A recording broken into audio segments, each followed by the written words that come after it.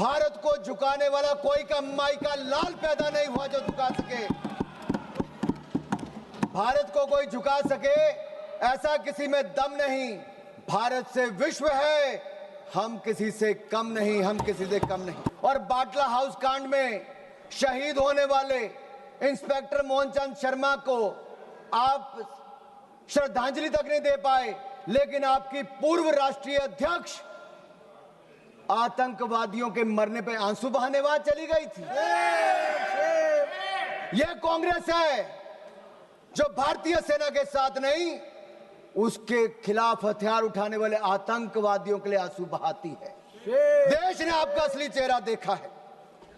इससे बड़ा पाप और क्या हो सकता है कि आपने भारत को अपमानित और पराजित करने वाले राष्ट्र साबित करने में कोई कसर नहीं छोड़ी।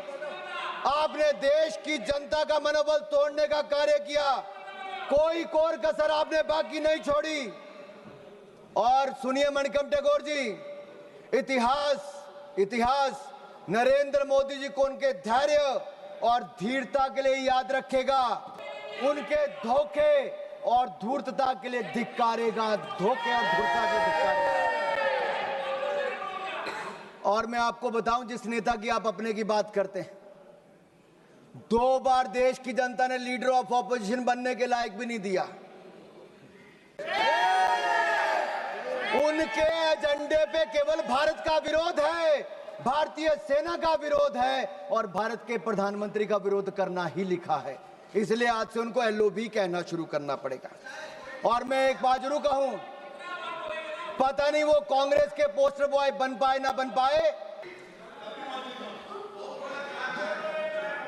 आपकी दुआ स्वीकार हो। अब माननीय सभापति जी, आज सदन ने ऑपरेशन सिंदूर पर चर्चा करनी थी, लेकिन कांग्रेस के नेताओं में होड़ लगी थी कि कौन पाकिस्तान का सबसे सगा, सबसे प्रिय उभर कर सामने आए। और एक पूर्व गृह मंत्री ने जो कल इंटरव्यू दिया, उस इंटरव्यू में साफ देखने को मिलता है, वो कहते अगर पाकिस्तान का हाथ इसमें नहीं दिखता है तो आप कैसे कहते हो कि पाकिस्तान से टेररिस्ट आए थे। ये लोग कभी हिंदू आतंकवाद कहते हैं, कभी पाकिस्तान को बचाने के लिए आते हैं। कांग्रेस पार्टी में पाकिस्तान के इतने बड़े बड़े एडवोकेट आज हैं कि पाकिस्तान अपनी पैरवी बाद में करता है, कांग्रेस के नेता उनकी पैरवी करने के लिए पहले खड़े हो जाते हैं। और मैं इतना जरूर कहूंगा, पाकिस्तान सेना और पाकिस्तान सरकार लश्कर राहुल के बयानों को अपने पक्ष में इस्तेमाल कर रही है। पाकिस्तान सेना और पाकिस्तान सरकार लश्कर राहुल के बयानों को अपने पक्ष में इस्तेमाल कर रही है।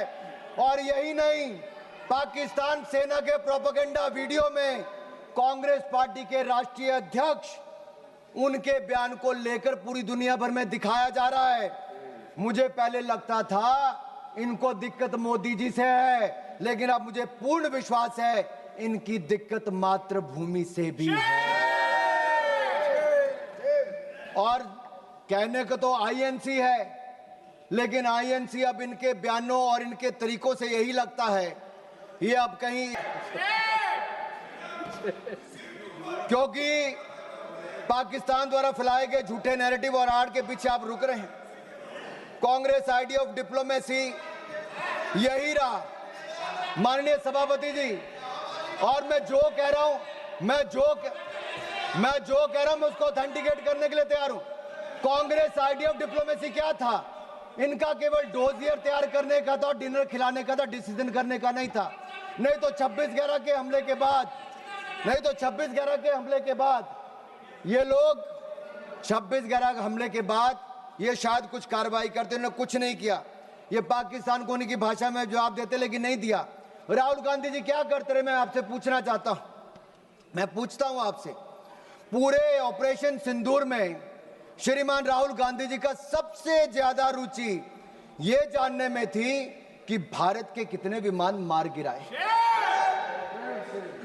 उनका एक बयान भी ऐसा नहीं है जहां उन्होंने जानने की कभी कोशिश की हो कि हमारी सेना ने, हमारी वायु सेना ने पाकिस्तान में कितनी तबाही मचाई है, पाकिस्तान के कितने आतंकवादियों को मार दिया है, पाकिस्तान के कितने आतंकवादी ठिकानों को तबाह किया है, उनके कितने डिफेंस सिस्टम को खत्म किया है, उनके कितने एयरबेस उड़ाए हैं, पाकिस्तान को कितनी हानि पहुंचाई है। इसमें राहुल जी का कोई इंटरेस्ट नहीं था, मात्र इंटरेस्ट था भारत के कितने विमान गिराए गए। आखिर ये जानकारी वो किससे साझा करना चाहते थे? जिनके हाथ रक्षा दलाली में रंगे रहे हों, अब किसके लिए दलाली करना चाहते हैं ये मुझे पता नहीं। और मैं तो इतना ही कहूंगा, जुबान पर पाकिस्तान, दिलों में साजिश पलती है। ऐसे लोगों की वजह से ही तो चिताएं जलती हैं। देश को लूटकर जो अपने महल बनाते हैं वो इतिहास में गद्दार कहलाते हैं, गद्दार कहलाते हैं।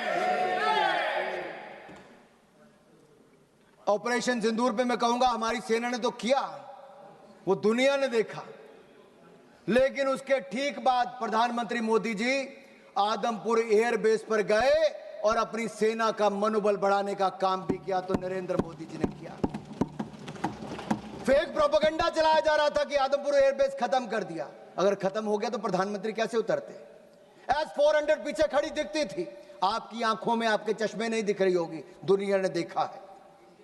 यही नहीं, मैं आपको यह कहना चाहता हूं, न्यू रूल ऑफ एंगेजमेंट में हमने तय कर दिया है, कोई भी आतंकवादी घटना को एन एक्ट ऑफ वॉर माना जाएगा। मैडम मैं 5-7 मिनट और लूंगा, मेरे जो टाइम मुझे पार्टी ने दिया मैं 5-7 मिनट, किरण जी भी यहां पर हैं। और न्यूक्लियर ब्लैकमेल की जब बात चलती है, अटल बिहारी वाजपेयी जी ने भी स्पष्ट कर दिया था और नरेंद्र मोदी जी की सरकार ने तो कह ही दिया है, हमने एस्केलेशन भी नहीं की, हमने केवल आतंकवादी ठिकानों को प्रहार किया। लेकिन जब पाकिस्तान ने हमारे सेना या सिविलियन ठिकानों पर प्रहार करने का प्रयास किया तो हमने ऐसा जवाब दिया है कि कांग्रेस नहीं, पाकिस्तान सदा याद रखिए, गलती से। मैं जहां तक सिंधु डैम की बात है, इंडस वाटर ट्रीटी को हमने सस्पेंड किया है। आपके कुछ नेताओं ने कहा, जो आपकी गठबंधन में सरकार में थे, उन्होंने कहा पानी दे देना चाहिए पाकिस्तान को। प्रधानमंत्री मोदी ने कहा सिंधु में पानी और खून, सिंधु नदी का पानी और खून एक साथ नहीं बह सकते। तुम हमारा खून बहाओगे, तुम्हें पानी नहीं पिलाएंगे। मैं इतना जरूर कहूंगा, पाकिस्तान चाहे जितना मर्जी सिर पटक ले, नाक रगड़ ले, सिंधु डैम के गेट नहीं खुलेंगे, नहीं खुलेंगे। आदरणीय सभापति जी, जो प्रतिनिधि मंडल माननीय प्रधानमंत्री मोदी जी ने दुनिया भर में भेजे, वो 7 प्रतिनिधि मंडल में एक मुझे भी जाने का अवसर मिला। सुप्रिया जी हमारा नेतृत्व कर रही थी। और मैं सदन में एक बात जरूर कहना चाहता हूं, ये जो प्रतिनिधि मंडल थे, ये किसी दल या किसी विचारधारा का प्रतिनिधित्व नहीं कर रहे थे, हम राष्ट्र का प्रतिनिधित्व कर रहे थे। हमारे मत अलग हो सकते हैं, हाँ, हम में मतांतर हो सकता है, मत भिन्नता हो सकती है, मन का भेद हो सकता है, लेकिन जब राष्ट्र का प्रश्न हो तब हम एक हैं, हम एक मत हैं, हम भारत के पक्ष में हैं, हम सबके लिए राष्ट्र सर्वोपरि है। और मैं कह सकता हूं कि 7 के 7 प्रतिनिधि मंडलों में किसी भी दल का कोई भी सांसद होगा, उसने दलगत राजनीति से ऊपर उठकर देश की बात की। आज पूरे सदन की ओर से मैं उनका धन्यवाद करता हूं, उनको नमन करता हूं। हम सिर्फ 5 मिनट में खत्म कर, एक मिनट में कर लीजिए। मेरा 2 पॉइंट इंपॉर्टेंट है, इसको लेना जरूरी है। सिर्फ 2 पॉइंट इंपॉर्टेंट, एक इसमें हमने हासिल क्या किया और दूसरा सरेंडर विषय है। मैं इतना कहूंगा, अंतर्राष्ट्रीय मंच पे हम किसी का साथ लेने नहीं गए थे। भारत ये बताने गया था कि भारत अपने दम पर आतंकवादी के आकाओं को मुंह तोड़ जवाब दे सकता है, और हमने मुंह तोड़ जवाब दे दिया है। हम फर्स्ट हैंड इंफॉर्मेशन देने गए थे, किसी का सहयोग मांगने नहीं गए थे। और 193 देशों में से 190 देशों ने एक साथ इन आतंकवादी हमलों की निंदा की है। ये नरेंद्र मोदी जी का दिखाता है। और यही नहीं, मुस्लिम देशों में भी पाकिस्तान को अलग थलग करने का काम किया, आतंकवाद के खिलाफ एक वैश्विक माहौल बनाया। और मैं कहना चाहता हूं कि जो रवैया कांग्रेस का रहा इस समय, वो सबसे अधिक निराशाजनक, अपमानजनक और आपत्तिजनक था। सेना और सरकार पर हमला करने में कांग्रेस कहीं पीछे नहीं रही। लेकिन भारत में जहां नरेंद्र मोदी जी की सरकार में हम लगातार आगे बढ़े, एक फेक नैरेटिव कांग्रेस के नेता द्वारा चलाया जा रहा है कि सरेंडर सरेंडर।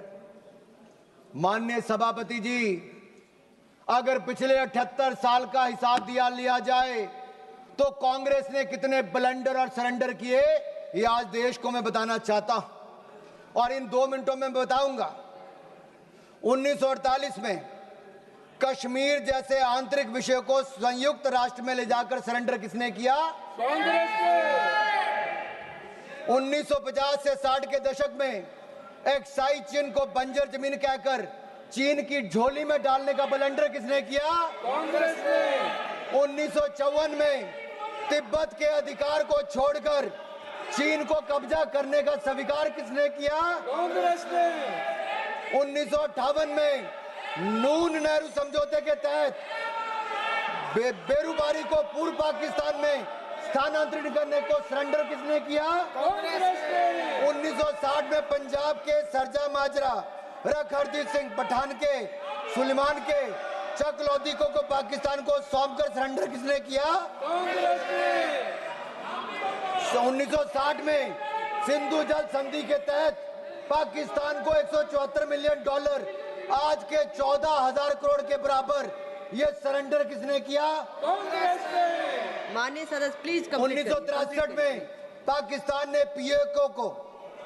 ने पीओके में 5,180 वर्ग किलोमीटर क्षेत्र चीन को सौंपने का काम किसने किया और चुप रहा? कांग्रेस ने। 1974 में इंदिरा गांधी ने एक समझौते के तहत कच्चा थीवू द्वीप श्रीलंका को सौंप दिया, सरेंडर किसने किया? कांग्रेस ने। संयुक्त राष्ट्र की सिक्योरिटी काउंसिल की सीट चीन को सरेंडर किसने की? कांग्रेस ने। भारत के हितों को किसने बेचा? 62 के युद्ध में अमेरिका से एयरफोर्स सपोर्ट की मांग कर सरेंडर किसने किया? कांग्रेस ने। 1965 में पाकिस्तान से जंग जीतकर 68 में 828 स्क्वायर वर्ग किलोमीटर पाकिस्तान को किसने सरेंडर किया? कांग्रेस ने। 1970 की जंग में पाकिस्तान के 93,000 सैनिक भारत के 56 सैनिक लिए बिना माननीय வணக்கத்தை தெரிவித்துக் கொள்கின்றேன். பகல்காம் தாக்குதலுக்கு எதிராக தேசமே ஒன்றுபட்டு நிற்கிறது.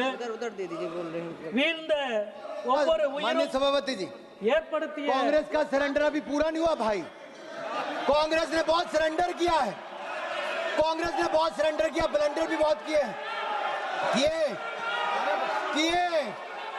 93,000 सैनिकों को, पाकिस्तान के 93,000 सैनिकों को भारतीय सेना ने नील डाउन करवाया था, मुर्गा बनाया था, लेकिन इंदिरा गांधी ने सरेंडर किया।